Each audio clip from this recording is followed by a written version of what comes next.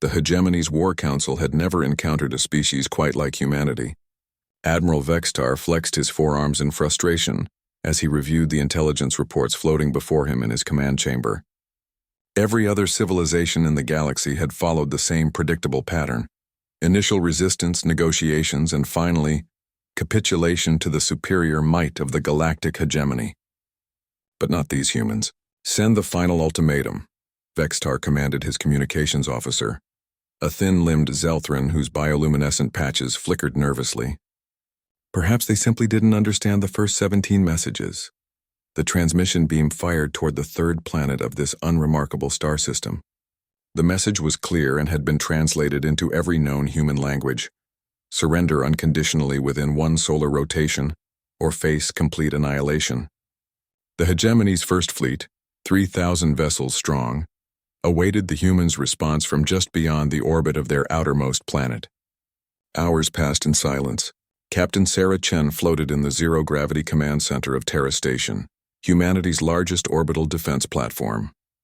Around her, dozens of officers from every nation on Earth worked in perfect coordination, a sight that would have been impossible just decades earlier, before the first alien probes had been detected.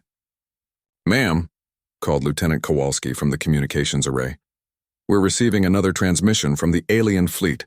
Same message as before. Chen's weathered face remained impassive. At 62, she had spent her entire military career preparing for this moment, though she'd never truly believed it would come. "Any response from Geneva?" "The World Defense Council maintains radio silence as ordered," replied her tactical officer, Commander Okafor. "All military assets are in position." Chen nodded.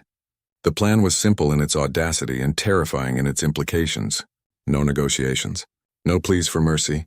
No explanations of human culture or requests for understanding. If these aliens wanted Earth, they would have to take it from humanity's cold, dead fingers. The silence stretched on. Admiral Vextar paced his bridge with increasing agitation. In his 3 centuries of military service, he had conquered 47 worlds.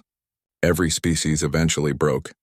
The proud warrior clans of Zerion had lasted 6 months. The hive minds of the crystalline reaches had held out for almost a year. But they all eventually saw reason. "Sir," his sensor operator announced, detecting unusual activity throughout the human system. "Energy signatures are inconsistent with anything in our databases." "Elaborate." "The readings suggest they're moving their industrial platforms, sir. And there's something else. We're detecting massive electromagnetic buildup near their star." Vextar's expression darkened.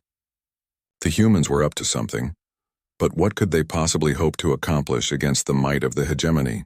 His fleet possessed weapons capable of cracking planets, shields that could deflect stars, and technology millennia beyond anything these primitives could imagine. "Sir?" The sensor operator's voice cracked with disbelief. "Multiple contacts launching from the human system. Thousands of them." "Impossible. Our intelligence indicated they barely had spaceflight capabilities." "These aren't spacecraft, sir. They're projectiles, moving at significant fractions of light speed." Vextar's 4 eyes widened. Kinetic bombardment on this scale was theoretically possible, but required industrial capacity beyond most galactic civilizations. "Time to impact?" 17 minutes, sir. Raise shields and begin evasive maneuvers. Signal the fleet to..." The first missile struck the Hegemony dreadnought Endless Victory amidships. The projectile, no larger than a cargo container, contained no explosives. It didn't need them. At 40% of light speed, its kinetic energy was equivalent to a small star-going supernova. The mighty vessel, which had bombarded a dozen worlds into submission, simply ceased to exist. Chen watched the tactical display with grim satisfaction as the first wave of humanity's response reached the alien fleet.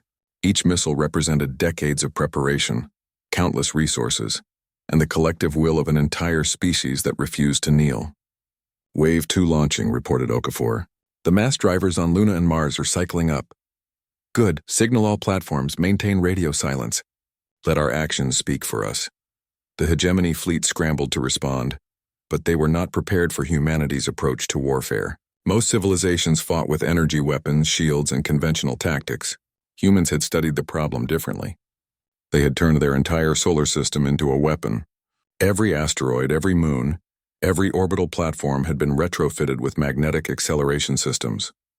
Earth's industrial might, forged in countless wars among their own species, had been focused on a single goal: turning anything and everything into a relativistic projectile.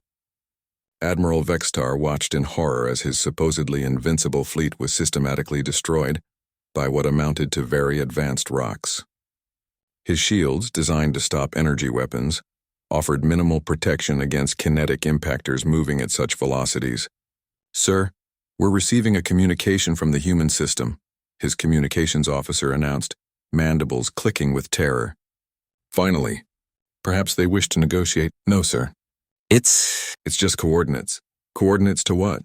"To our home system, sir. Precise navigational data for reaching the hegemony capital." The blood drained from Vextar's face.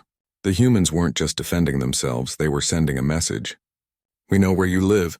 As his flagship's hull began to buckle under the impact of humanity's second wave of missiles, Vextar finally understood the terrible miscalculation the hegemony had made. They had encountered humanity at the worst possible moment in their development, technologically advanced enough to be dangerous, but still young enough to be absolutely ruthless. Most species, by the time they developed interstellar capabilities, had evolved beyond the savage territorial instincts of their primitive ancestors. Humans had carried those instincts with them to the stars, refined them with intelligence, and industrialized them with terrifying efficiency. The last thing Admiral Vextar saw was Captain Chen's face on his view screen, not gloating or threatening, just coldly professional as she delivered humanity's first and final diplomatic message to the hegemony. "This is Terra Defense Command. You demanded our surrender. Instead, we offer you a choice. Leave our system immediately and never return, or join your advanced fleet in oblivion. You have 60 seconds to decide." The surviving hegemony vessels, less than a tenth of the original fleet, engaged their FTL drives and fled into the darkness between the stars. Behind them, Earth's missiles continued to rain down on empty space, a reminder that humanity's answer to the galaxy's ultimatum would echo across the cosmos for generations to come. They had demanded surrender. Humanity had responded with silence and missiles, and the galaxy would never forget the lesson learned that day. Some species simply refused to kneel.